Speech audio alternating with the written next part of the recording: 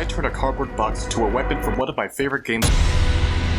And if you follow along with me, you can too. Cut out the individual pieces and keep them in a relatively organized place. Start with gluing together pieces A and B. We will worry about the A2 and B2 variants later. Once done, glue pieces C and D on top of them. This completes the main silhouette of the blaster. Next comes the detailing pieces. Start with the E collection of pieces and glue them to the handle like so. Next comes the G piece inside of the hole of the C piece. On top of the G pieces goes the H pieces, spaced out roughly in accordance to the guidance shown on the template of the G piece. Moving on to the F piece at the front of the barrel and the I piece a little ways back, and finally, the J piece completes the muzzle. Now it's time for the A through J pieces, which make up the mirror side of the blaster. Assemble them in the same way as the A through J pieces, but mirrored, so when you go to put them together, pieces A and B are connected to pieces A2 and B2 respectively. And with that, you are done. Congratulations! The template for this project and several more like it can be found here. Drink lots of water, happy crafting, and long live the boxmans. I'll see you in the next one. Jeb out.